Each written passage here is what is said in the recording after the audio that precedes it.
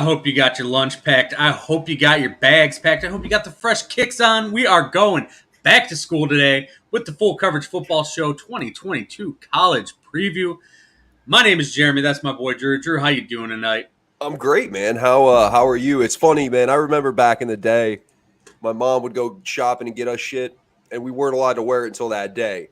Yeah, But that first day of school, you always had the fresh gear laid out, and then by like the 100%. third day, nobody cares anymore. But yeah, so that you're right, man. I got my fresh kicks on, new lunch pail. We're feeling good. What was your favorite lunchbox as a kid? Do you have one? So I was a Ninja Turtle guy personally. Yeah. So that was kind of my idea. Where were you Okay. at with those? Yeah, I remember in like second grade, I had a GI Joe lunchbox, and that thing was my favorite lunchbox. But The hey, GI Joe was. GI Jeez, I Joe. couldn't Yeah, find man. the show to retweet. I'm sorry. It looks like I'm just staring at my phone, but I was making an effort to promote things here. Listen, we are back, and it's football season. So anyone who's watching the show, especially, you're going to notice we aren't going to be looking at the camera at times because we got football going. This is what happens. This is why we switched the show to Wednesdays for a couple reasons. One of them was we watch football too much. We got Thursday night game. I got the backyard brawl going on right now. I know, Drew, you're paying close attention to the Chippewas tonight because you took them what? You said 21, getting 21 and a half against Yep. the Fighting Mullets of Oklahoma State. Is that who they got tonight? I didn't even look. I forgot to look again.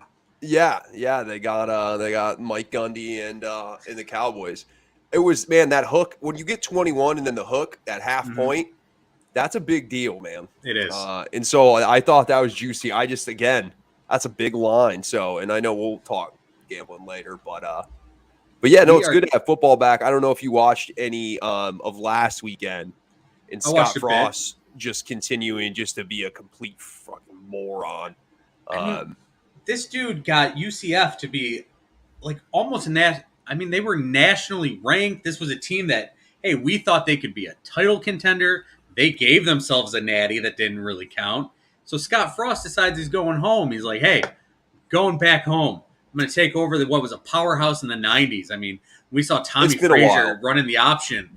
And that team just, man, the most exciting part of that game, yeah, it came down to the end, but the most exciting part of that game was the massive Irish beer snake they had going on in the stands. So was it you that sent me the text that the systems weren't working and they were getting free beers? Yes. So in Ireland, where people can drink their ass off, yeah, I would not, like, that's the thing. Imagine like Ireland with like an NFL team. Those guys would be setting drinking records every week. Hey, I always move a team to Dublin and Madden when I want to play a franchise and move a team. Dublin's the place to go. I'm like, screw Mexico City. I'm not getting the home team kidnapped on the way to the game. We're going to Dublin. And yeah, back in the day, that was the way to go. Patty says, hey guys. Hi, Patty. How you doing tonight? Hey, Patty. Thanks for joining the show. And you know what? This is the show. This is how we do it. This is the 2022 college football preview. And we didn't plan on starting it with some beer snakes in Ireland, but that's what we do. And Scott Frost is a great way to start the show. I mean, that's where you kicked it off. And one of my questions was to you tonight, who is the first big-time coach that's probably going to get canned? Is it going to be Scott Frost? Probably. Or do you have another guy in your mind? I could say James Franklin as well. That's who I was leaning towards. So I think tonight's a big game. I mean, I think they should be able to handle Purdue. But James Franklin, and I was texting with a buddy off air before we came on. He's like 11-11 in his last 22 games. Mm-hmm. And we talk about fantastic recruiter. X's and O's wise, he's just a complete bonehead. So they've had talent there, but it's just like I feel like that's been underwhelming overall, especially because Penn State sees themselves as one of the big dogs in the Big Ten, and it just hasn't really been that way. Yeah, they've had some wins here or there that have been impressive, but yeah, James Franklin, I think it's going to be a Big Ten guy between Scott Frost and James Franklin, in my opinion. I'm with you on that. I can't say anyone else because those are the guys I was thinking right off the bat here. But you talked about James Franklin. They got a big game tonight against Purdue. And Purdue, for all the people like, it's just Purdue, Jeff Brom's got himself a quarterback there in Aiden McConnell. This is a kid who can read the defense. He can make the quick plays. He's a kid who I think right now, as we're looking at it, he's a guy who can carry that team to a pretty damn good season. Is he going to be a kid that, gets them over the hump and maybe makes them a 9-10 game win? No, because I don't think that whole roster is that great. Right. But going back to the recruiting of James Franklin, you look at some of their key starters this year. You got a wide receiver in Mitchell Tinsley, who's a JUCO transfer from Western Kentucky, I believe. Then you got a safety in Jair Brown, who's also another guy who's a JUCO transfer. So they're counting on a lot of these guys. Plus, you've got Sean Clifford in what is his 4th year. And last year, before he got hurt, they looked like they were going to be okay. But coming into this year, when you're looking at Penn State, you're thinking that team is going to be okay on offense, but nothing special. And the defense is going to be decent. They're average, and it really fits to that perfect 11-11 that you said they are in the last 22 games. That's just not a team that's been great.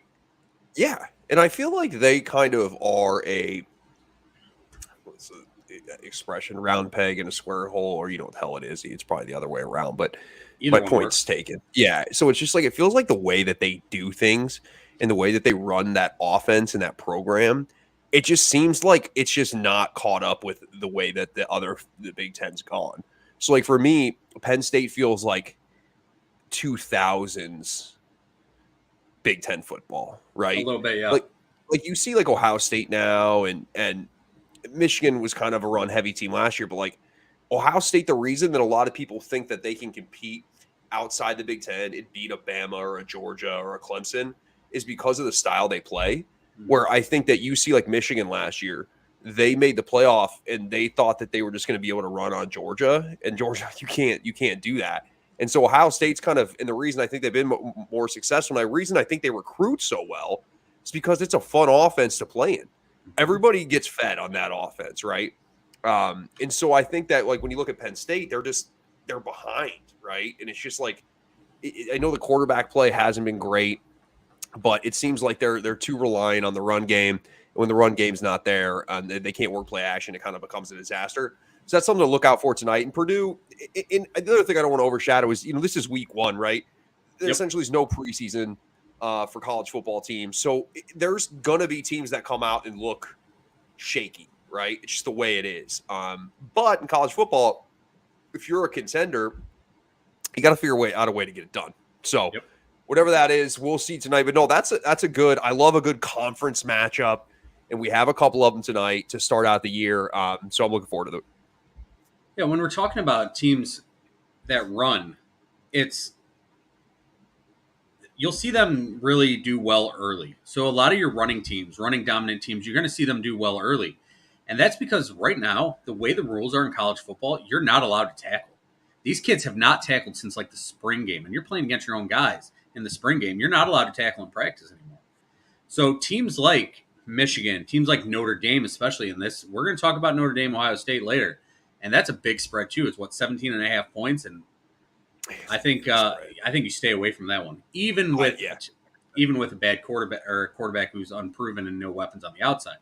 But that's why teams like Ohio State do continue to get better as they go. You're right, where they're feeding everybody and they've got outside players who can do anything. Jackson Smith-Njigba, who is maybe the best wide receiver from last season and going into this season. That's how good he was. And imagine, look at the guys who got drafted high last year.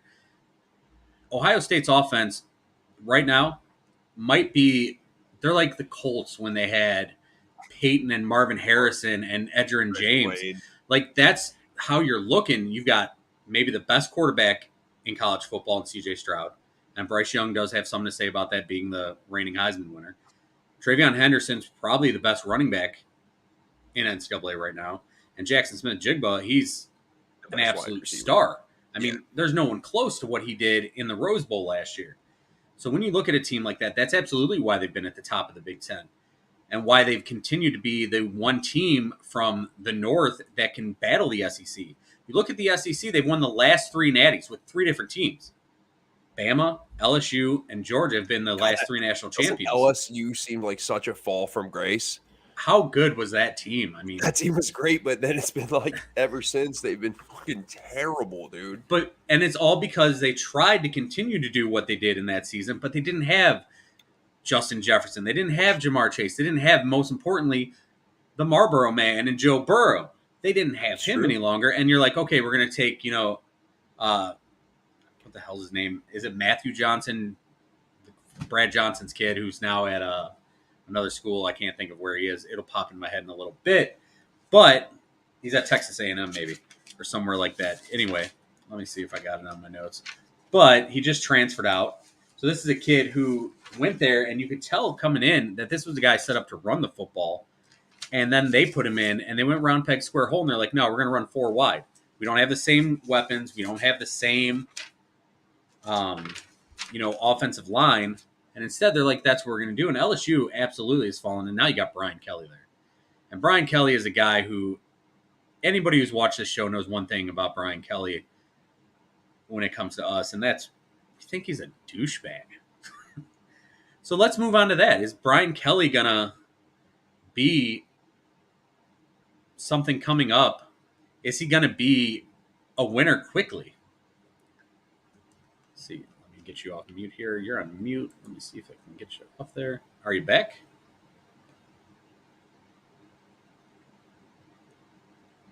You've chose to mute yourself, and now you're gone. Let me get back into this. So Drew's gone for a second. He had himself on mute.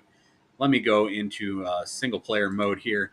But yeah, when we're talking about the college football preview here, Brian Kelly now down at LSU, another guy we got to talk about. He has gone from Notre Dame. Notre Dame is a 5th-ranked team in the country. It's a massive school with huge national following. It's one of the best jobs in the country to some. And he chose to leave, and instead of staying there at Notre Dame, he's like, hey, I'm going to leave and I'm going to go to LSU. And what are your thoughts about LSU? Yeah, my family, where he all of a sudden got the Southern accent when he moves down to the SEC. What are your thoughts on Brian Kelly this year and LSU? Scumbag. Sorry about that. I got like a message. It's like, hey, your microphone doesn't connect it anymore. And then I panicked and started hitting a bunch of buttons. And I tried to unmute you, and it was like one of the old Nintendo. I just shut it off and turned it back on. And I was like, let's hope this works, right? Well, you're back, baby, so it's all good. I do think Brian Kelly's a decent coach. I do think it's going to take a little time, right? Again, what Brian Kelly's going to try to run is different from what they've tried to run at LSU, and it's going to take a while to get guys in. The recruiting class hasn't been terrible, but let's not act like the Coach O situation wasn't kind of a black cloud over the team for a long period of time, which also potentially, harnished recruiting. So I expect them to be okay. They're still going to have 3 losses, probably, in my opinion, maybe 4. Like they're not there yet. And will Brian Kelly be able to transfer what he does and go into the SEC? That's the question mark, right? It really is, because Notre Dame, they can just do whatever the hell they want as far as, and I know we're going to get into it, but I was going to, before my mic stopped working, I was talking to my buddy Chad before the show, and I think the answer for me is pretty easy. So if Scott Frost and James Franklin got fired, what's the better job? It's got to be Penn State, right? It's 100% Penn State. Because you've had, even with the black cloud over them, with the whole scandal and Joe Pa and all that, and Jerry Sandusky, Bill O'Brien, for everything that he was awful with at the Texans, he really did turn around that team. He got them out of the darkness, and he wasn't great. Their records weren't great, but they were building something.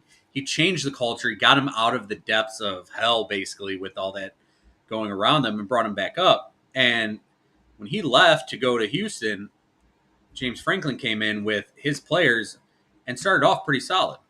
And now that James Franklin's been recruiting, it's been going downhill, like you mentioned at the top of the show. But for me, it's absolutely Penn State. What say you, sir? Penn State. Yeah.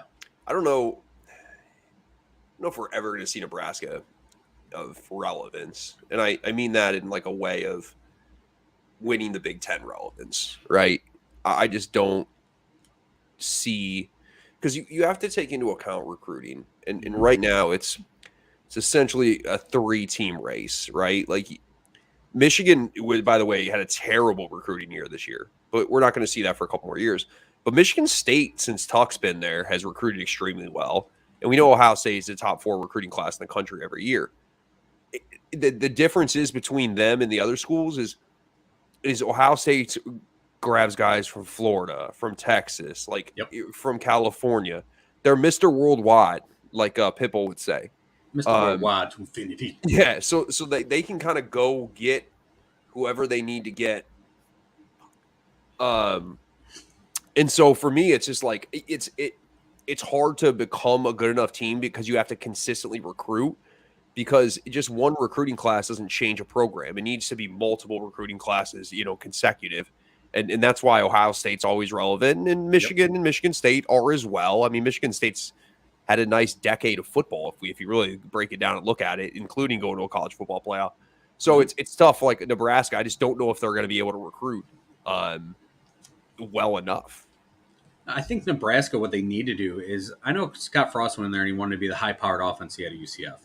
But when you're getting 3 stars out of Florida, those 3 stars in Florida are probably, let's face it, 4 stars elsewhere. Like in Nebraska, you're looking at 4 stars based on the athletic ability. Offensive linemen are growing on trees up there. Yeah. Up in Nebraska, though. They got exactly. That corn. And that's where they're missing. What Nebraska needs to do to get back to prominence is follow the Wisconsin model. Mm-hmm. Get your hog mollies. Keep those boys around. Keep the corn-fed boys up front on both sides of your line. Build those lines. Yep. Because you know what? If you learned anything, and we talked about running teams, how they really win at the beginning of the year because teams haven't tackled a lot. But late in the season, when you're facing defenses that are used to being soft, look at Ohio State. What was their biggest issue last year? They were soft as shit on defense. Terribly defensively. Oregon went into the shoe, which is supposed to be this college football mecca, and Oregon's like, we don't give a shit where we are. We're going to run the ball down your throat. They just ran crossing routes the whole game. They ran mass crossing routes the whole game, and that was it. Dink, dunk, and run it down your throat. Yep.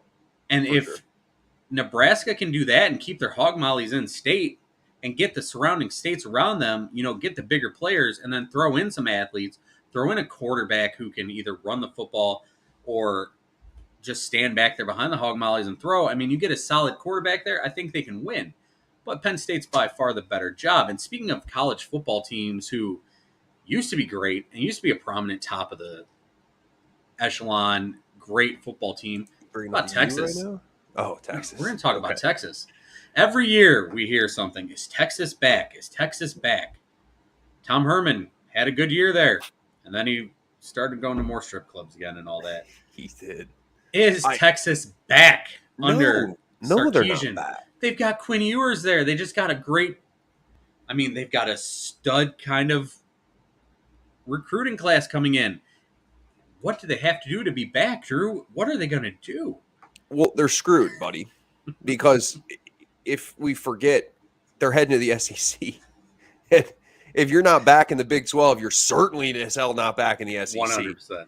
Now, do I think that college football is better when Texas is good? Absolutely. Those Vince Young teams were fantastic, but they're not back. The thing with Texas, it hasn't been getting recruits. Man, let me just tell you something real quick that pisses me, it grinds my gears.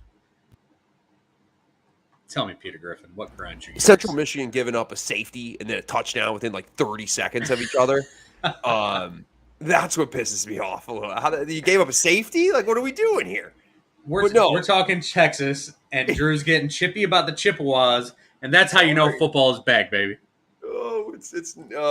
Anyway. But no, I think Texas, and I want Texas to be good, and yes, they have some pieces, but recruiting's not been the issue. Recruiting's been great. They just haven't had a guy that can come in, lead the team, get everybody to buy in, and manage the X's and O's. And so I have to see it first with Texas. I mean, Texas looks like they're heading that way. But until they prove it, I'm not gonna. Until they do anything consistently, and if they're good this year, cool.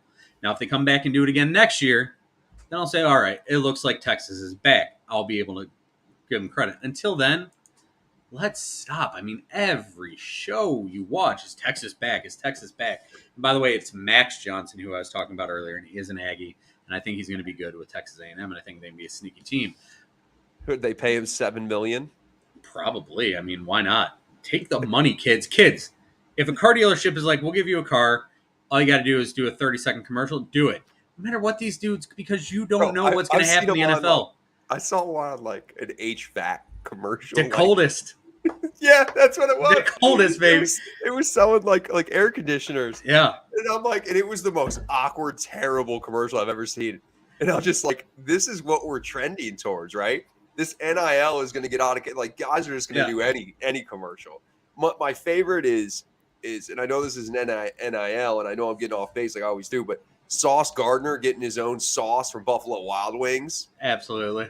and being on with them is fantastic. But yeah, it's Texas isn't back until the Texas shows me something, and they just haven't. Like they've lost to bad schools. They're just not the powerhouse that they once were, and that's not going to. I mean, it's not going to improve heading to the SEC.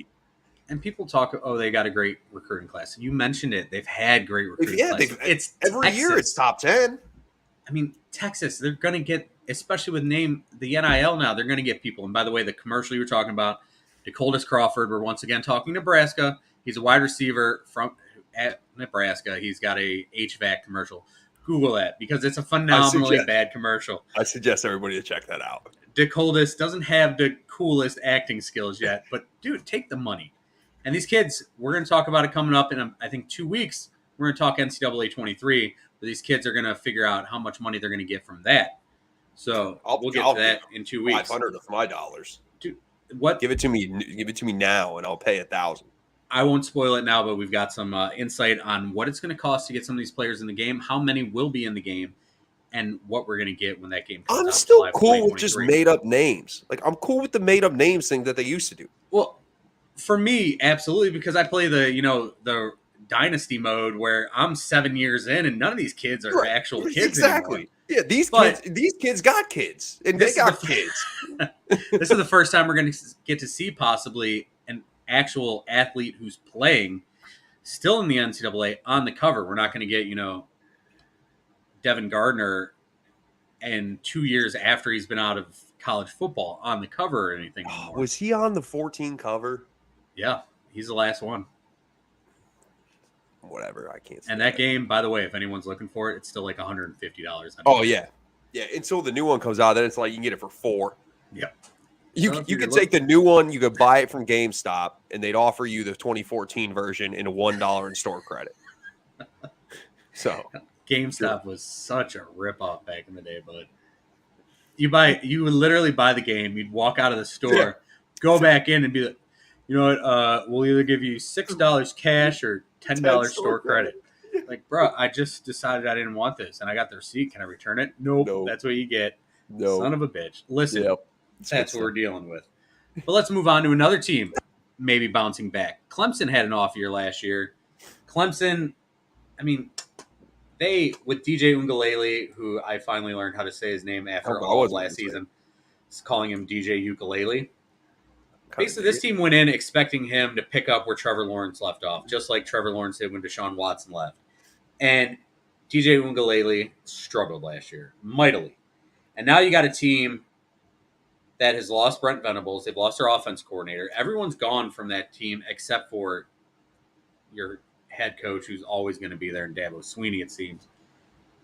And this team, they're in the ACC. They're not in a tough conference, but they did not look good last year. A lot of the time, they were struggling. Does Clemson bounce back to national prominence, or is this team still going to struggle a little bit this year? I think they're going to struggle a little bit. I think if you're a betting man, and right now my bets look like shit, but these weren't Ward's wagers, so it's fair. There's value in taking NC State out of the ACC this year. I do think that Clemson's better, but it's hard because not only did you lose Trevor Lawrence, but you lost ETN, and it's not like you can just plug guys in and everything just back to normal. I mean, I know we see Alabama do it all the time, except but Bama. That's not the norm across college football. So I do think they'll be better, but I don't think that you're going to see Clemson in a college football playoff. I agree with you that they won't be in the college football playoff. However, I do think we see a little more out of them this year. You got Jeremiah Trotter Jr. on defense, who, bro, this is how we know we're getting old here, because these are guys we've watched, and now their kids are playing. Jeremiah Trotter Jr., I know, solid player on defense. You got another couple, Trenton Simpson, two great linebackers. But that defensive line, if that defensive line can live up to expectations, they're 7-8 deep on that defensive line. They can do some damage in the ACC, but outside of the ACC, That's where it all goes back to what DJ Uiagalelei can do. He's lost 25 pounds, and that's great. Kid's in better shape, awesome. But that going to help his inaccuracy? Because that was the biggest deal with him last year. He was completely inaccurate. He couldn't hit the broadside of a barn. So weight doesn't change that necessarily. I don't think No. those two coincide. And coming out, he was the number one ranked player in high school, and he was on one of those QB1 Netflix shows or something. And you could see him. You love those. You love I those. do. I love all that stuff. Give me those all day long. But this kid, he was a big kid. He's a big Samoan boy, it looked like. And that's who you thought he was going to be. And now he's lost weight. Does his game change a little bit? Is he going to feel lighter on his feet? Is he going to try to take off and move in the pocket? Or is this just going to help him actually get to move a little bit in the pocket where he's going to find receivers, set his feet, and maybe be accurate? That's something interesting that we will see. But I'm with you. I think they're not in the top 4. They're not going to be in the title chase. But I do think they bounce back. Because that team talk some realignment. Let's get into it. Let's talk it right now. No, I didn't mean to jump into it. Just because I just have so many things about realignment. So, first of all, talk about realignment because essentially, in my mind, it becomes 2 super conferences. However, you're basically looking at the SEC and Big Ten. In the Big Ten, what you're saying. Correct. And the Big Ten is going to be at 20 teams before you know it. Oregon's coming. You already got USC. You already got UCLA. Is Oregon coming for sure, or is this what they're not? It's not been confirmed, but they're coming. I think so too. So what I was going to bring up is the ACC is the interesting part of this because the ACC is in this basically deal where nobody can go anywhere, right? So Clemson, of course, is the team you want to pick outside of Florida State and Miami. But the thing that's wild about realignment is none of the geography makes any sense anymore.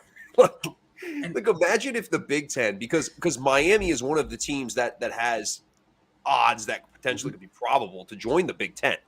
So you essentially are going to have a team in California, a team in Florida, and then some Midwestern teams. And then you got Rutgers over in New Jersey. Yeah, and then you got the trash Rutgers. But the reason that Rutgers is so significant to what the Big Ten wants to do is because of the eyeballs, right? You get that entire Northeast market. But the realignment thing is crazy when you think about the ACC is how much money, because essentially what's going to happen is you and I are going to, you're the ACC, I'm the Big Ten or the SEC, whatever you want to say. And I sit there and we just sit down and we grab a beer and I say, listen, how many millions of dollars do I have to pay you to get out this thing? What do I have to do to get Clemson into the Big Ten? What do I have to do to get Clemson in the SEC? And they're going to have to cave eventually. And this is what will get us to Notre Dame eventually, but they're going to have to cave because essentially what's going to happen is there's going to be 2 super conference and everybody else is going to be relegated to these conferences that don't matter, right? And eventually the playoff's going to be 8 teams, but these other conferences are going to be just relegated. Nobody's going to care about them. Think of money-wise what that does to those schools. Think about recruiting-wise what it does to those schools. So essentially, once this happens, everybody's going to go to 40 schools, 20 in the SEC, 20 in the Big Ten. The Power 5 is going to be irrelevant at that point. Yep. So what the SEC and the Big Ten are doing, they're trying to grab markets that are going to be profitable to them. Because once you see the Big Ten contract as far as media-wise, and it's astronomical. 7 years, $7 billion with which Fox leads me NBC. To the reason why Notre Dame's going to be forced to make a decision. So right now, if Notre Dame makes $75 million annually media-wise, from what I remember reading, so the Big Ten, the minimum they would make in the Big Ten is $125 million per. That's with the current deal. We know when this deal rolls around the next time, it's $7 billion is going to be like peanuts to this deal, right? And so it's like if you're Notre Dame, and I know I'm rambling on, if we have 2 mega conferences, we have the Big Ten, we have the SEC. None of these teams are going to schedule you anymore.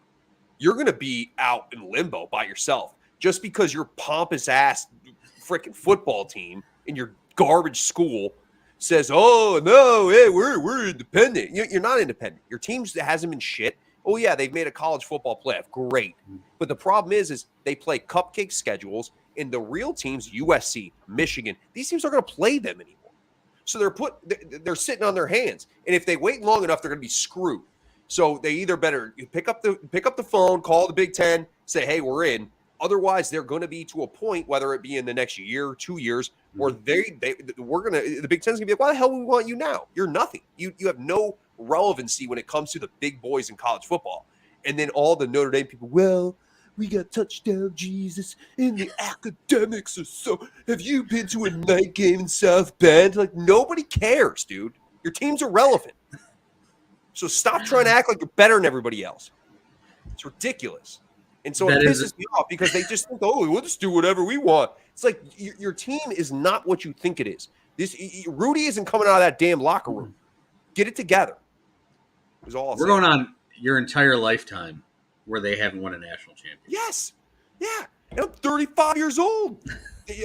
So it's like, yeah, okay. Yeah, you guys were awesome. But it's like, again, this independent shit, they think they're better than other people. They think they're better than the others in the country. And it's just not the way it is. And I would love to get them caught with their pants down when they have no other choice. They have no other choice. Because the SEC and the Big Ten, now trust me, do I want them in the Big Ten? Absolutely, I want them in the Big Ten because of the program itself. Not that they've won anything. Nope. I mean, Florida State is still a big program. They're terrible.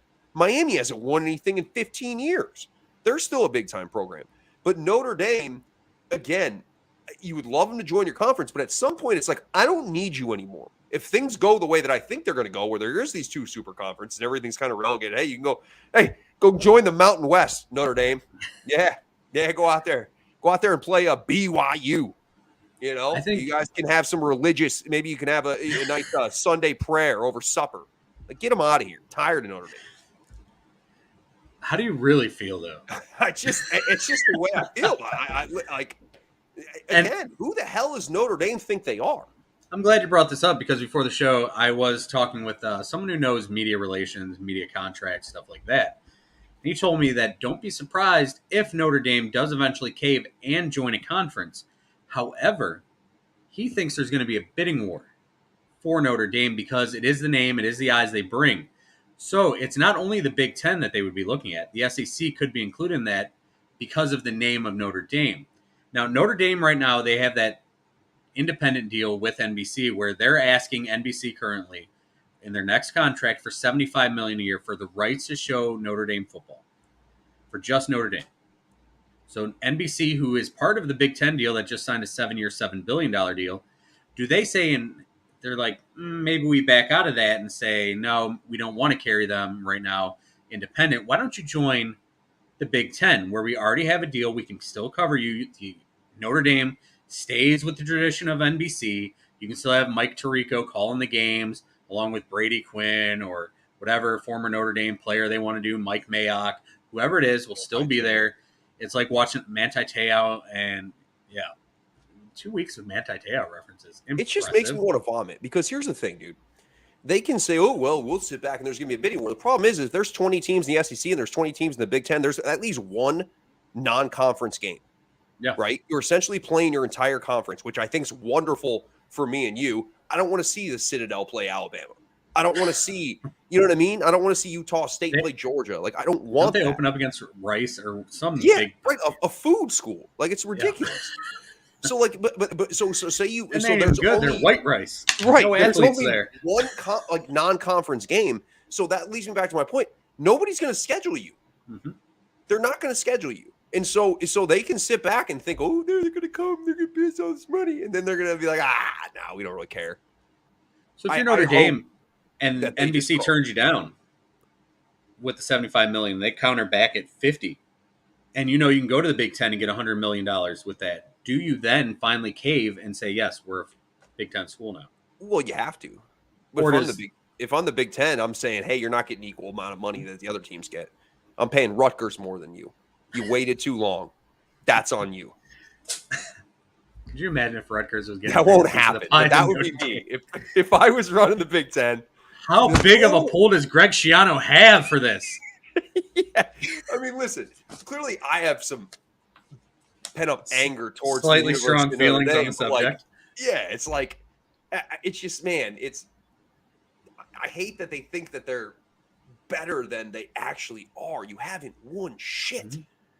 So what's exciting for these big conferences is it's going to be like baseball used to be before interleague play. Like, you can play your entire side of the conference in the regular season. Then in the championship game, it's two teams that haven't played each other. Yep. We'll get to see those And it's matchups also rather than a better for rematch. us. It's better for us. Yeah. Because all the games are going to matter. There's going to be no more cupcake games. And like, again, nobody wants to watch 58-0 Alabama beat Texas, Southern, Northern, East, West. Like, nobody wants that. I understand why the teams play those games the first week. It's because there is no tackling allowed. So maybe you give them one preseason game where you play like a team who can make some money, where you can give Arkansas State Tech, $50 million to play at the shoe, and that team can get some experience. That's great for those small schools. The small schools need the money. The 64-0 is like, okay, come on. We get to see kids who are never going to probably see the field again for the Buckeyes play against these kids. Yeah. And the Buckeyes this year opening up against, Notre Dame, big deal. But then the next two games, it's like a bunch of nobodies. I think it's Toledo and Arkansas State, actually. Don't disrespect the Rockets, dude. For a team like Georgia, they're the national champions. They didn't go with the cupcake. They're opening up in Eugene against their former defensive coordinator, Dan Lanning, in Oregon. That's an interesting game. So eventually, yeah, you're right. You're absolutely right to get back on track here.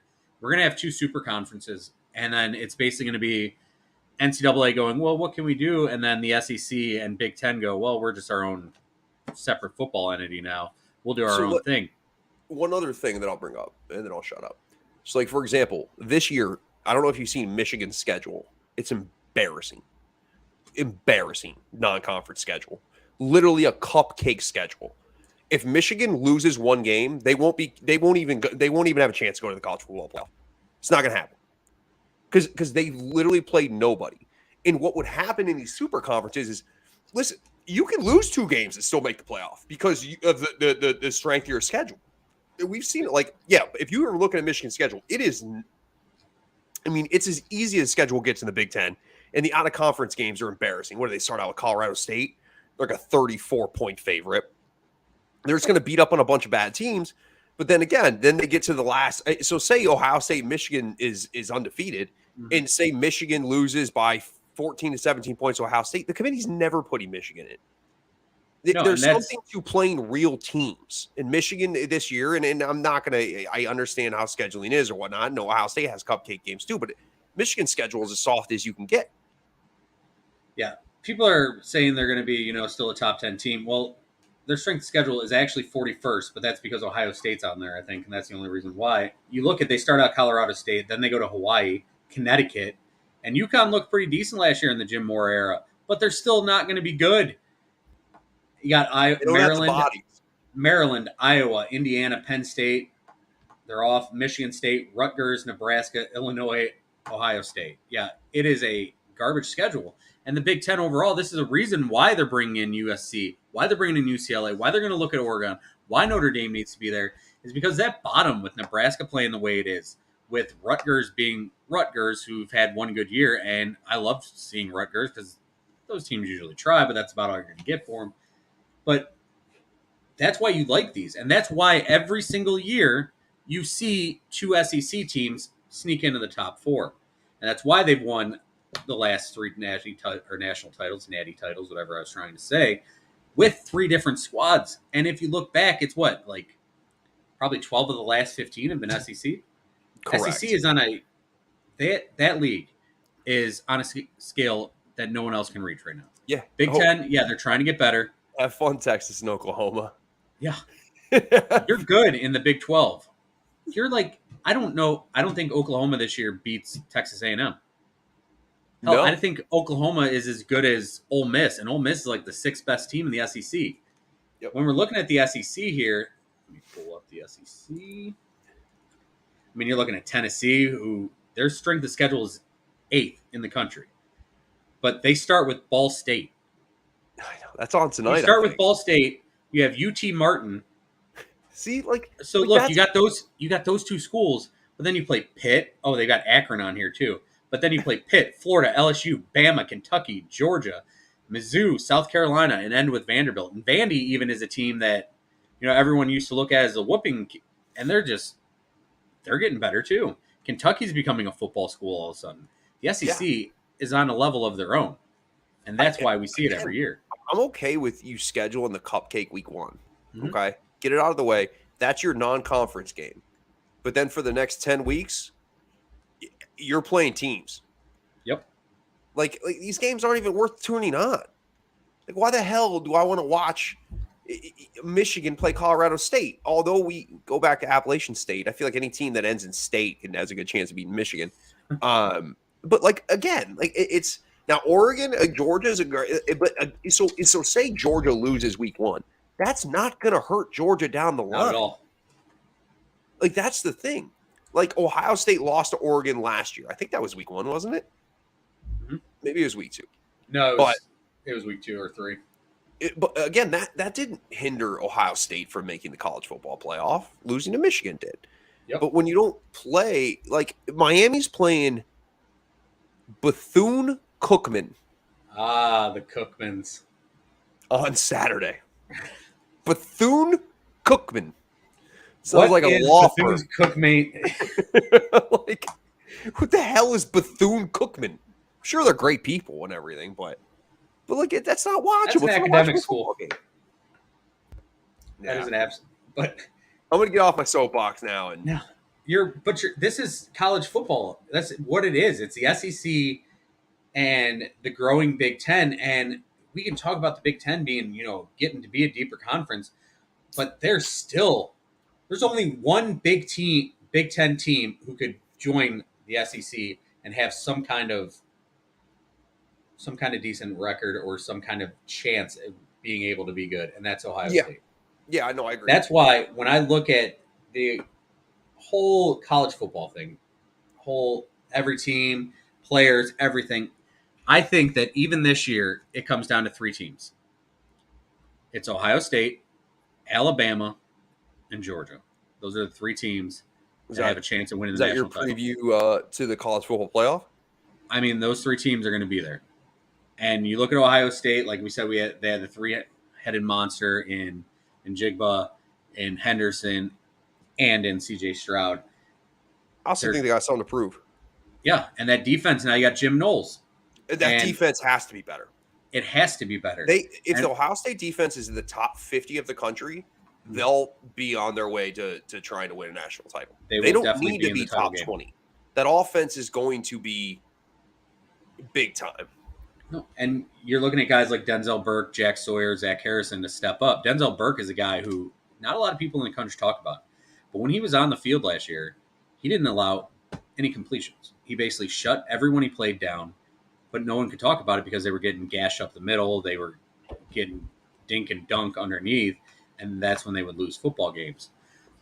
But for Ohio State, going forward, they've got to get that defense better. Jim Knowles has to step up, and we're going to talk more because this is one of the games we're going to pick. I'll get more into depth on that and why I think that spread is way too big. But you look at Georgia as my other team that I think is a top.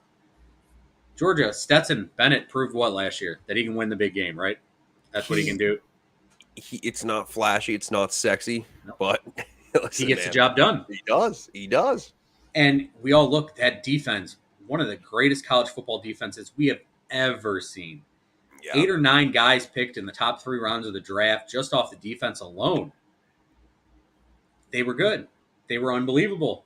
And yet, Georgia, much like Bama, much like Ohio State, they didn't retool. They didn't rebuild. They retooled. They've got guys who come back. They lost a ton of defense talent, but still unbelievably sickening, physically gifted humans on that side of the ball still, led by Jalen Carter, who comes back, who was the best defensive tackle in the league last year. He's back. Tyree Smith is back. Nolan Smith is back. But the biggest loss for them is what's that defense now when you've got Will Muschamp, who I'm not a fan of, anybody who's watched the show, and Glenn Schumann being co-defense coordinators instead of Dan Lanning. How much is Kirby Smart going to trust them in Georgia? It's tough. Okay. I mean, it is. But again, to your point, they're reloading. Mm-hmm. But you lose the big defensive tackle who went to the Eagles. You lose Nakobe Dean. It's your point. They lost a lot of bodies. So it's again, we've only seen Alabama be able to kind of plug and play. But the thing Georgia has going for them is Stetson Bennett returning, right? You have that comfort offensively. And they still got, George Pickens is gone. So they've had lots of big-time players leave. But to your point, when you look at the SEC, I think there's 2 teams that rise to the top. I mean, I know people are kind of on the Texas A&M buying a team and what that could mean, but I don't think that that's going to be a factor. So those are the two at the top of the SEC that I'm with you, and I think Georgia, it was big for Georgia to get that done, especially against Alabama last year. And I think we were both on the same page when Alabama beat Georgia. We both picked Georgia in the national championship game because it was like it was the better team in my opinion, and that's what happened. So I think they'll be good. I think that again, they are going to lose a game, and they're still going to have an opportunity to make college football playoff. 100% because that team's that good. I mean, you look, they got a kid, I think, in Arian Smith, who is a track star, 6 foot, 185 pounds. Basically, this kid, he runs a 10-10 100-meter. You're basically going to say Stetson. Dink dunk they got the best tight end room in all of football, including maybe the NFL. Brock, God damn, what's his name? It's like Jameson Williams. Yeah, I mean, I got it somewhere. Can't remember the kid's name. Brock Bowers, their tight end, who was a true freshman last year. Unbelievable true freshman season. They got 2 more tight ends behind him who are just as good. Well, basically, with Georgia, all Georgia has to do is they block too. Yeah. Georgia can run the ball at will, and the tight ends, while they certainly are good in the pass game. I feel like what makes a great tight end and what makes a great team is the ability to block.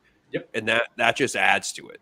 And you can do a little chip block and then go out in the flat, and they'll be able to move the football because of their ability. They're kind of multifaceted as far as getting the ball outside, running the ball, and getting it down the seams as well. And Georgia they do what we said Nebraska should do. They follow the Wisconsin model. They always keep their hog mollies in state. They get their big boys, and you're always got blockers up front and on the defensive line. Now, when it comes to Bama, stop the friggin' presses because they actually have a weakness this year. Now, when we look at what we said last year, we thought, okay, maybe they don't bounce back. Maybe they're not as good coming into this season. I actually said my big surprise for last year was that Bama wasn't going to be in the top 5. And I was wrong. Bama was freaking amazing as always. But this year, their offensive line isn't as good as it's been in years. And according to reports and things I've read and all that, and all the BS of just practice, that offensive line hasn't looked any better. And Bryce Young may have to be Superman. But for him to be Superman, he did that so many times last year, even with Evan Neal blocking for him and the studs they had up front. But you also have to replace Jameson Williams, John Mechie, Brian Robinson, and you're going to do that with Jahmyr Gibbs, who's a transfer from Georgia Tech, Ja'Cory Brooks, Jermaine Burton. These kids, they're going to step in. Are they going to be as good as early, or is this team going to have to rely on the defense early with Will Anderson, who, for those of you who don't know, he may be the best college football player that we've had over the past 2 years. If he was in last year's draft, he's possibly the number 1 pick. He is the number 1 That's how good this kid is. Yes. And they've still got the best coach in college football history in Nick Saban. So does Bama struggle at all, or are we just looking at them rolling? And is that why they're starting with no one up front? Rolling. This is one of those, I'm not going to make myself look like a dumbass until I have to look like a dumbass. I'm not betting against Bama. Absolutely not. We did it last year, and it showed that we were wrong. Not going to do that. Not going to do that again. And speaking of last year during our college football preview show, do you remember who you picked as your Heisman winner?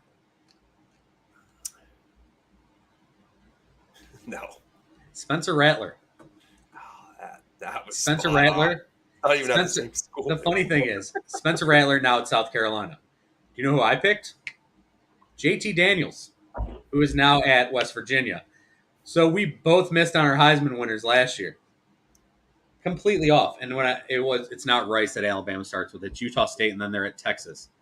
Then they've got Vandy, Arkansas, A&M, Tennessee, Mississippi State, LSU, Ole Miss, and then Austin Peay and Auburn that's the Iron Bowl at the end of the year. So let's get into a fun little question here. Heisman picks. Who do you like? I'll let you go first. So let me ask you this. I feel like you need to pick a guy at the top of the board and then a slight sleeper. You ready for that? Yeah, I was thinking about that. I like that idea because I was kind of thinking the same thing. And that's why this show's so damn good, because we're always on the same page. Yeah. Yeah. By the way, we never talked about that, but I'm glad that we're on the same page. That works great. So obviously, you got the names Bryce Young, CJ Stroud. You're going to look at them because those are the best quarterbacks. probably the 1 and 2 pick in the draft next year. But for me, I think the Heisman Trophy winner this year is going to be TreVeyon Henderson of Ohio State. Okay.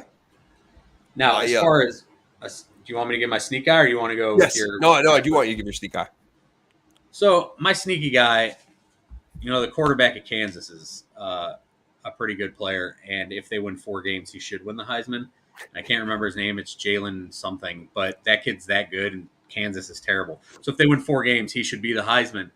But as far as a sneaky pick, maybe it's not a sneaky pick. I think Will Anderson could win it. That's how good that kid is. But they're not going to give it to a defense-only player. So let's go with my guy who I talked about tonight already, Aiden O'Connell out of Purdue. That kid can do a little bit of everything. He's shown he can win when needed. He can sling the ball with the best of them. I think possible. Why not? I said JT Daniels last year, and he didn't end up starting the whole season. Aiden O'Connell is my sneaker, so I'm going to write that down. Out of Purdue. Okay, I like it.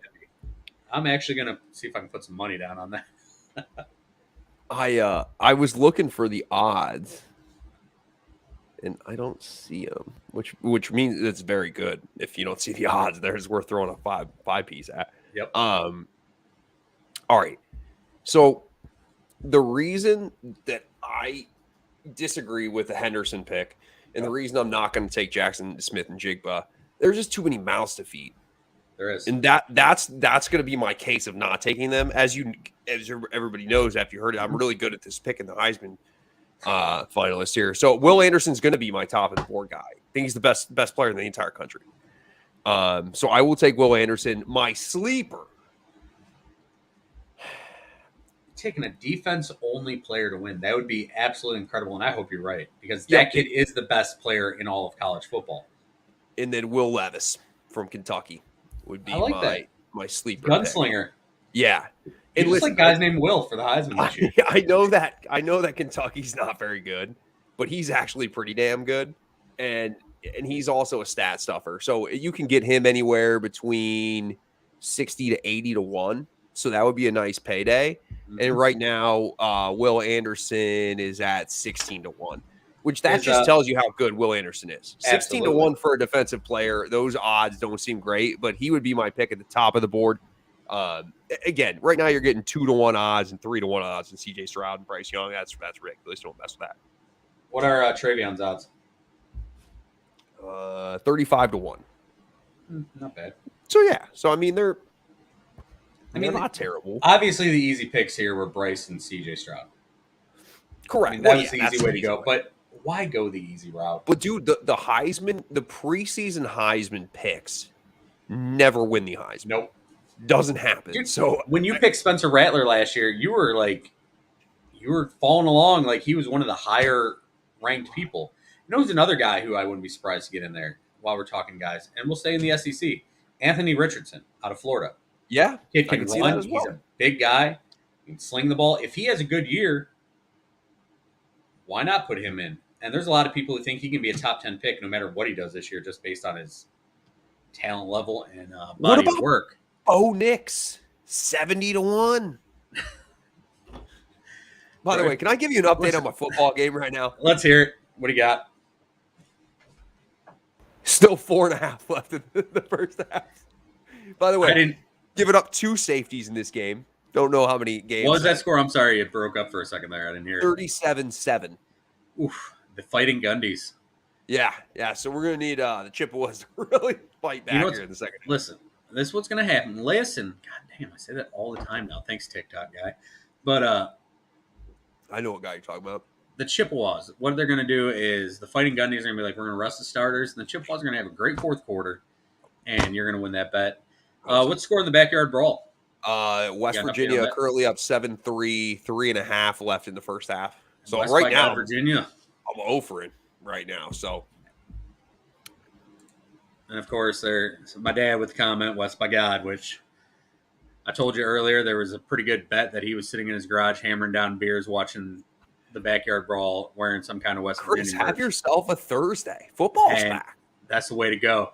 And I mean, I hadn't even talked to him. I texted him later on. I didn't ask him if he's rocking the gear, but I'm pretty sure he probably is in some way, some how rocking something West Virginia. Now we've talked a bunch of random stuff. We've done a little bit of previewing everything because that's how we do it here. We go over everything. Let's give our final four teams and our national champion. Drew Ward, you're going to start the game here. What do you say for the last four teams remaining in the college football playoff? I mean, this is tough. So I'll take Ohio State, Alabama, Georgia. Fourth team's the interesting one. Yep. The fourth team, I believe, will be out of the Pac-12. Okay. And I will take USC. Wow. USC. Yep. That is a shocker for me right there, but I like it. I like you going big or going home. I just like, here's the thing that I like. They have a new head coach, which also got to transfer in a quarterback he's super familiar with, right? And I think that's a step in the right direction. You could argue Oregon, but I'm not going to do that. So I will. I'm going to go with USC, and I know it's kind of I mean, but nobody knows anything. No, I saw Desmond Howard pick like Rice to be in the Final Four. Good for Desmond, always trying to be. By the way, one other thing. We got to get Lee Corso off television. We got to get him off TV. I feel bad for the guy, dude. I feel bad for him. He doesn't know what the hell's going on. It's not a good look. I haven't watched Lee or College Game Day really in a long, long time. I can't remember when they actually last time I watched it was. I watched it last week just because there wasn't like any. Like I wanted some college football fix in the morning, and there wasn't. College Game Day's on for 7 hours before they start the game. So I was watching it, and it's like they like wheel Corso out like the grandpa from the retirement home, and it's just like it makes me uncomfortable. I was watching something where he was doing some kind of jig, wearing Notre Dame outfit in front of Herbie. I don't know if that's for this year or if it's something else. Now your USC pick before we went on the Corso thing there, like Corso used to be fun. I'll give you that. I don't know anymore. Haven't watched it. Anytime I notice anything for College Game Day, it's the amazing signs in the crowd. There's always an excellent sign in the crowd somewhere. You mentioned Caleb Williams following Lincoln Riley from Norman to LA. And USC, they went all out this offseason. And we call it an offseason because it is an offseason. It's not like, oh, they're out of school for a little bit and they come back. College football is such a big business anymore. It is just a college offseason. Caleb Williams looked like a damn good player for Oklahoma. Thought he was going to be the guy there for a long time just because we thought Lincoln Riley was going to be there a long time. Now he follows Lincoln out. And, hey, that's a great transfer. But you know what? He's not even the best transfer they got there. A guy who left Pitt, who you're watching tonight there for the Backyard Brawl, and Jordan Addison, who outside of the Ohio State boys might be one of the best top 5 receivers in the entire, in all of college football. 6 foot, 175 pound. He's a Blitnikoff winner, true junior last year. He can do a little bit of everything. He averaged 10 yards a game or 10 targets a game last year and did everything he could with them at Pitt with Kenny Pickett. Now he follows, so you got a guy you can throw the ball to in Jordan Addison. But you still have an okay offensive line. What are you getting from that offensive line? Is it going to be good enough to hold up? Or does it not have to be because you're playing in the Pac-12? That's kind of where I'm at. And USC still recruited decently, right? They've still so there's blocks there. I do think that Lincoln Riley will be able to build something at USC, which is going to be great for the Big Ten, which we referenced to earlier. If USC is good and Ohio State's good, UCLA is not going to be good. But if you get 2 powerhouses and then an occasional Michigan State, then you're kind of cooking with something. But I do think that this is how the transfer portal has kind of changed the game, right? You used to have to wait a year, you used to have but now anybody can kind of go wherever they want. Mm-hmm. And Lincoln Riley was smart. He took multiple people from Oklahoma, coaches from Oklahoma, and so there's some familiarity there starting the season immediately. And I think that's beneficial, especially in a weak Pac-12. I just don't see how there's just not that many good teams in the Pac-12 that I can think will be there to win. I think USC loses a game, and they can be right in the college football playoff conversation. Their strength of schedule is 53rd. They're on the lower end, but you look who they're playing. They start out with Rice. That's who's actually playing Rice this weekend. Is USC on Somebody's Saturday. playing Rice. Yes, it's Rice, and then they go to Stanford. So I think next week, September 10th, we're going to get to see how good USC really is, and it's good they're playing Rice because the biggest thing for this team is how well all these transfers are going to mesh. You brought it up. They gained 20 players from the transfer portal. Those 20 players have played 13,121 snaps in college football. That is an insane amount of playing experience, playing time that they're gaining in just one offseason here. I mean, you got Lincoln Riley's aura. That's going to be a big deal. It's the biggest aura you've had on the West Coast since Pete Carroll's heyday there. And when Pete went in, he didn't have anything. He built that up. You've got the QB wide receiver connection. Their offensive line, their tackles, I hate those tackles. I don't know how good they are. We'll see. The interior, pretty good. But as long as those guys mesh, the 20 guys they brought in mesh, and everything works with that quarterback wide receiver combo, I could see you being close to right. I don't know if I'm taking USC. I love the pick, though, because it's not what I expected. And I would love to see you be right. And the problem for me is I don't know who my fourth team is because I kept saying those top three are so good. Those top three are so good, and I just don't see who to put in there. So, yeah, USC is absolutely a possibility. But for me, I'm going to lean with taking Texas A&M as that fourth team. So 3 SEC schools. Yeah, I could see it being that way because that's how good that conference is. Now, I don't disagree. It's tough because I was in the kind of the same position, right? Mm-hmm. It's like, do I trust Texas? No. I don't think Oklahoma is as good as Texas, and no. I'm not gonna throw out Baylor because I just don't. I just feel like maybe my pick was safer. But shit, what are the chances we get 3 of 4? I think it's a pretty good shot of us getting 3 or 4 because those top 3 teams are just so much further than everyone else. And the reason I'm going with A&M is because I think A&M, the way this works is Georgia could run the table, let's say, up until the national title or until the SEC final, and then they play Bama, who lost earlier in the season to Texas A&M. And let's say A&M lost one game. You look at who they play and how good those teams are, it's possible. And it goes back to Max Johnson, who I talked to the earlier outside of the show. That kid has some talent. That roster is loaded. As long as they play a style of football that fits them and don't do the square peg round hole thing, I think they can do that and play complementary football. You're 100% right. But it is interesting to see who that fourth team is going to be. Could it be Utah? Is Utah a team we think can do it? I mean, they're ranked 7th currently. Cam Rising showed he can play some damn good football. He looked pretty good against the Buckeyes, but that defense was god-awful. I think Utah has the possibility of losing out of the gate. Yeah. They got Florida. We see how that's how they're good in the swamp. Exactly. We can see how good Florida is right off the bat. Florida's got a brand new head coach. We've got the big quarterback we were just talking about a little bit ago. I mean, it's interesting.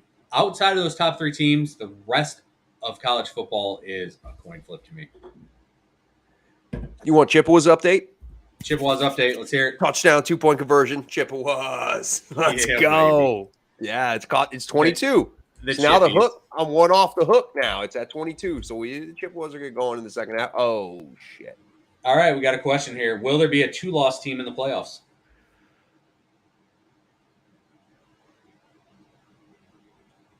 Yes. I'm with you. I think it's possible. And if that team is one of the SEC squads. SEC squads.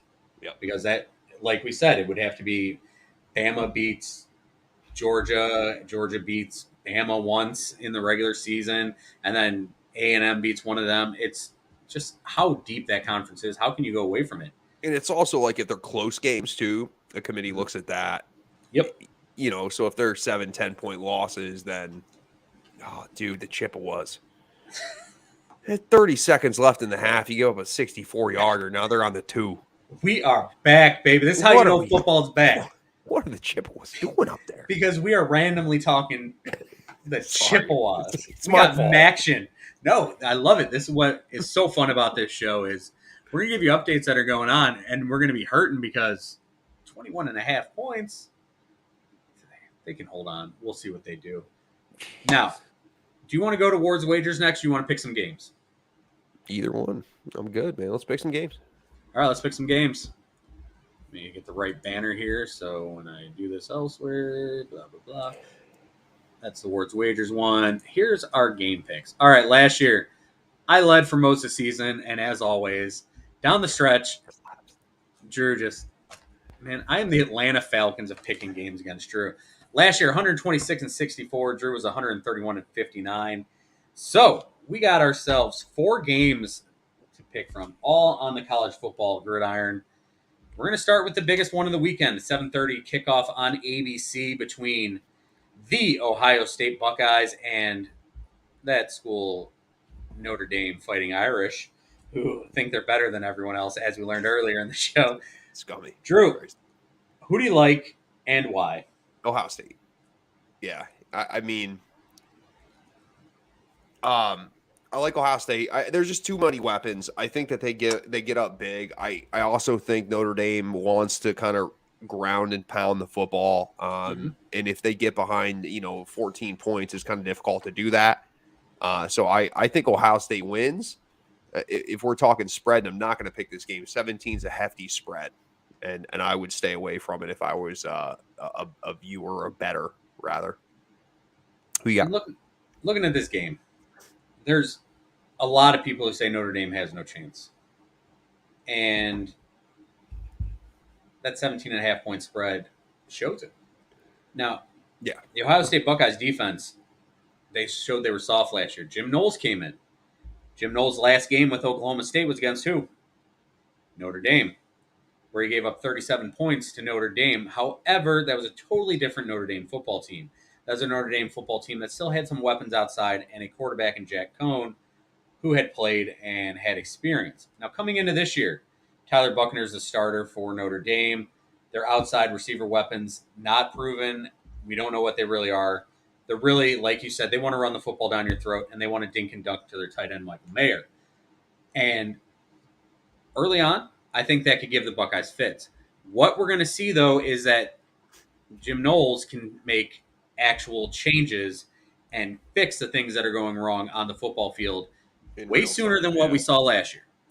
And I think the Buckeyes, they're just so damn talented all over the football field on the offensive side. Eventually, they're going to be able to run away with it. Maybe a 14-point game. I don't see the 17.5. But what you're going to see in this game is possibly 2 of the best offensive lines in all of college football. I agree with and that. You're going to see Blake Fisher, a tackle for Notre Dame, who's a stud. You're going to see a guy in Jarrett Patterson, who's their center, who's an absolute first-round pick. Almost a can't-miss prospect. He's that damn good. Notre Dame up front, big, strong. That's where they're going to stay in. They're going to have to win the time of possession, but the Buckeyes win this at the end of the day. So we're both going OSU. Now, game number 2, Georgia heading over to Oregon, to Eugene, to face their old defensive coordinator in Dan Lanning. What do we get out of Oregon in this game? Do they hang on? Can they stay in? Or is Georgia just too damn good? Yeah, Georgia's going to win. Okay, so they're playing this in Atlanta. Is that right? Okay, my bad, yeah. No, you're good. Because that would actually change a little bit. You know what I mean? Yep. Yeah. Playing in Atlanta is a home game for Georgia. I think the girth up front on both ends of the football is too much for Oregon. And I like Georgia to win. Again, another line. 17's a lot, man. I'm not touching that. I mean, everybody sees how good my Central Michigan pick's looking. So, but no, 17's too much. Fourth quarter. Fourth quarter comeback. But yeah, I'll take Georgia. What do you say? I'd love to say that Dan Lanning in his first game as a head coach of Oregon can pull this off, but I really got to do my notes better somehow on this other side of the computer here, but give me a second. All right. So, for Oregon, you got Bo Nix. And if you've watched this show, we're once again going back to Big Bo Nix. Drew's not a big fan of Bo Nix. This isn't the Bo Nix show. He stinks. But Bo Nix is a guy who was a high recruit. He maybe has something to prove. He did play in the SEC. Maybe he can do something here, but I mean, his accuracy's improved in the last 5 years, however long. I feel like he's been in college football since he's 43 years old. Yeah. By the way, do you know there's a 32-year-old punter this year? 32. No, I read that. I read that So this one school has a quarterback that graduated high school in 2012. 32 This, years old in college I love it. football. We got a new Brandon Whedon. Now, Yeah. talking about Bo Nix here, his uncatchable pass rate, which is obviously a big deal because it means you are nowhere close. And obviously, these He's deeper 94%. analytics, 26.7%. So That's not more than good. a One out of quarter four of his balls. passes One out are of four balls. completely uncatchable. He Now, stinks, dude. And Georgia's seen him a bunch, like, right? Like, they oh, he have. ran from the SEC, but he starts out with playing at Georgia. The thing They're with Bo Nix, though, is that he does things when you're least expecting it, and all of a sudden he does something that you're like, okay, wow, he's bringing him back. Except, you know what? You're not doing that against Georgia.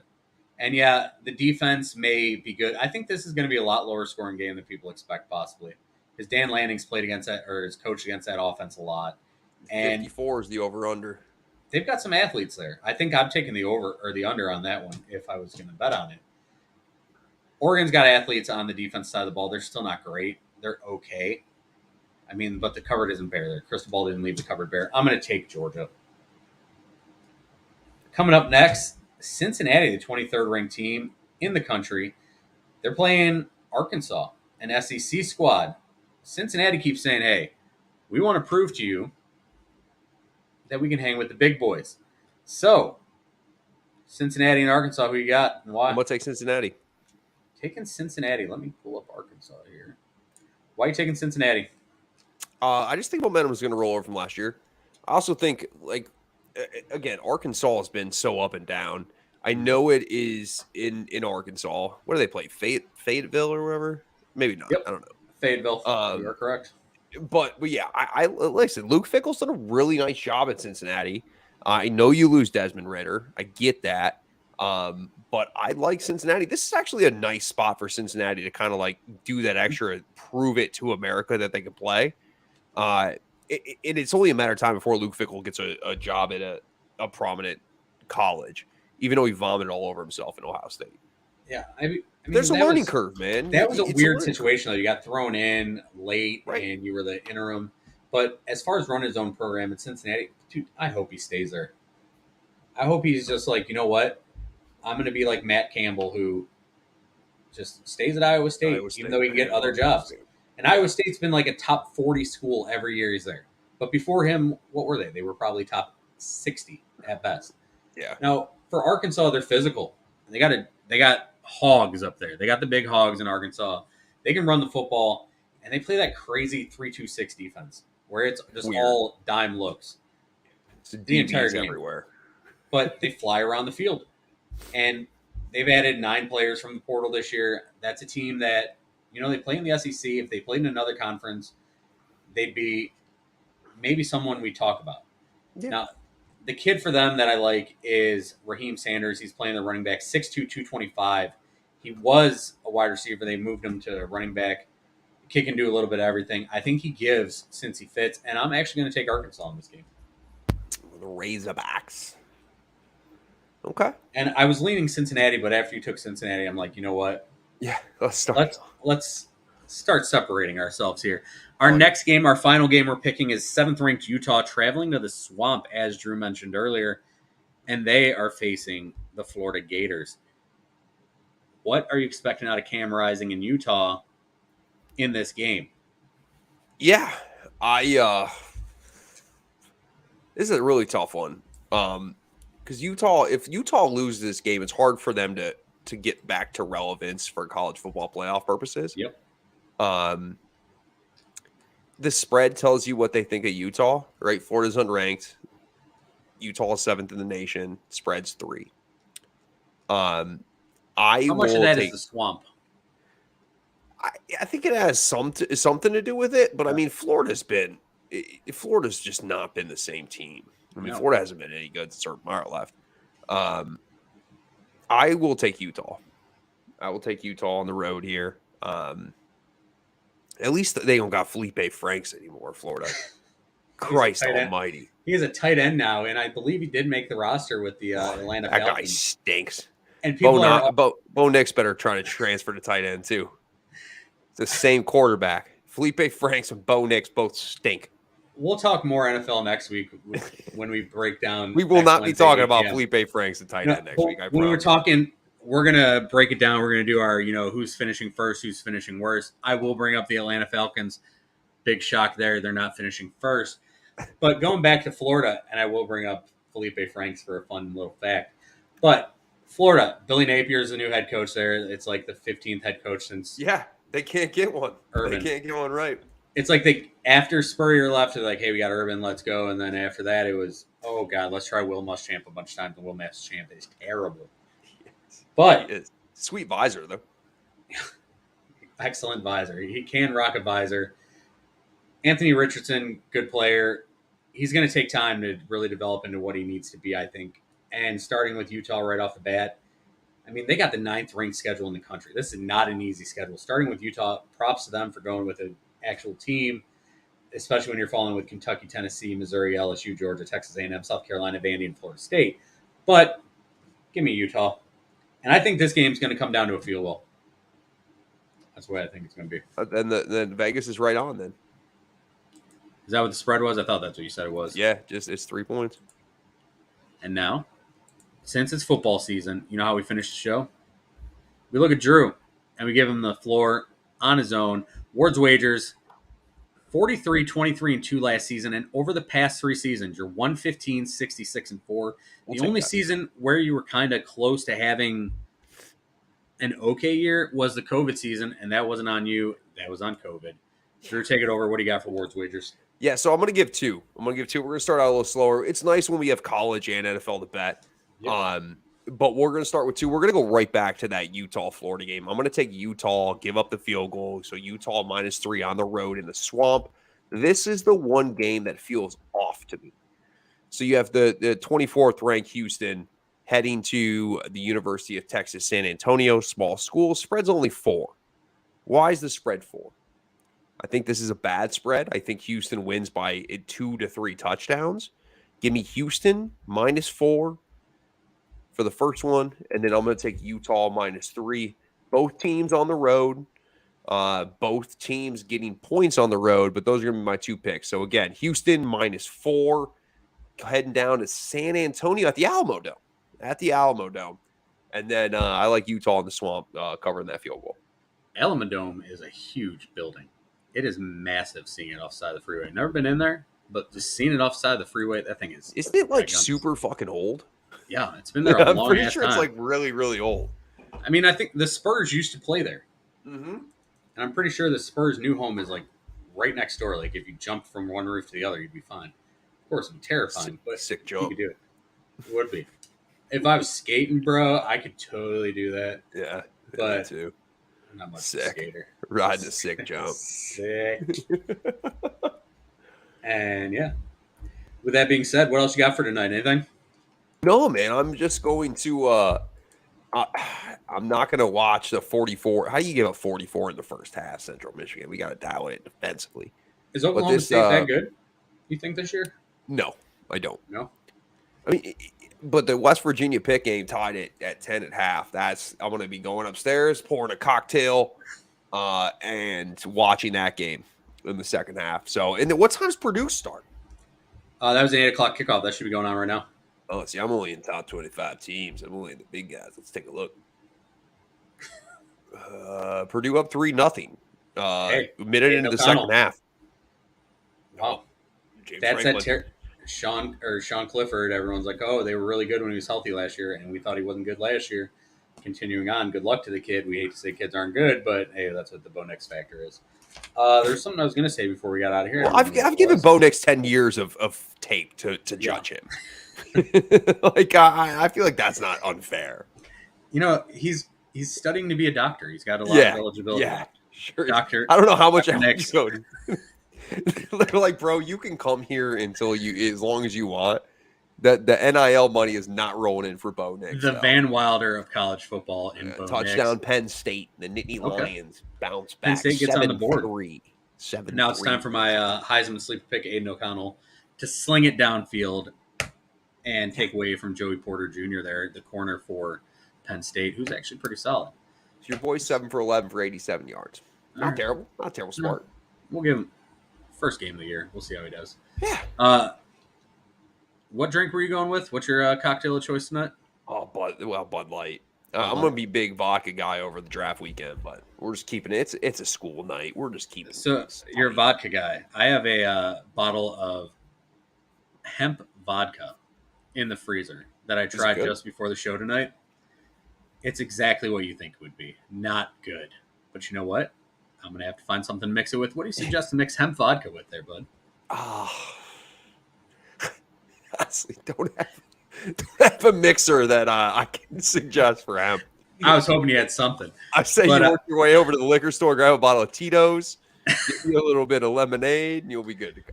And there's actually another drink while we're talking cocktails before we get out of here.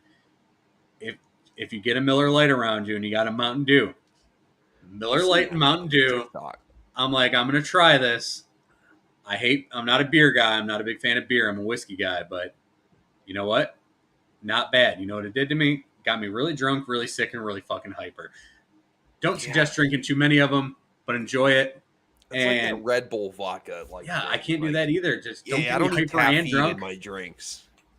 I mean, I'm a Jack and Coke guy, but at that point when I was drinking those, like the caffeine and Coke was just like part of my blood system. It didn't change me at all. Right, just normal. It's just adding alcohol. Good stuff, man. Well, hey, enjoy that hemp. I'm gonna probably enjoy some of a different variety. It won't be in my vodka necessarily, but no, that sounds terrible. Did our guy, the CBD olive oil guy, send you that, or what's the deal? No, it was actually his partner who Okay. had it. He's like, "Hey, I got some free booze," and I'm like, "Hey, you guys go check it out first." And then I should have went first because I got the last bottle, and I got that. Putting hemp in stuff. And I gave it a shot. I'm not a vodka drinker either, but I gave it a shot. And it's been sitting in the freezer. I'm like, before the show, let's try it. Vodka's super versatile. Most versatile cocktail there is. I'm going to start mixing it with random things. I'm going to go eat some Chinese food. Kool-Aid, high C, orange juice, cranberry, lemonade, pink lemonade, watermelon. Like, I can go on for days. You can soak Starburst in there for 3 days, put the pinks and the reds in there, soak it, throw some lemonade on top. Oh, boy. I'm going to have some hemp vodka Starburst by the end of the weekend. There you but go. Speaking of Kool-Aid and vodka, best flavor of Kool-Aid? Man, it's been years since I've had Kool-Aid. Blue. Sharkleberry is mine. Take a little bit of Sharkleberry, a little bit of Sprite, mix it with vodka. Like the names. I'm just like, I have blue. I only know Sharkleberry because I had that from actually our CBD olive oil guy mixing vodka, Sharkleberry, and Sprite. And Sharkleberry Swerve is what we ended up calling it. Fantastic drink. Go for it. Enjoy the rest of your night, brother. For all those watching and listening, thank you for joining the show. And remember, as always, we're here every week, Wednesdays, 8 o'clock. Follow Words Wagers, hashtag if you follow anything. And as always, remember, if you live a life you love the life you live. Good night, kids.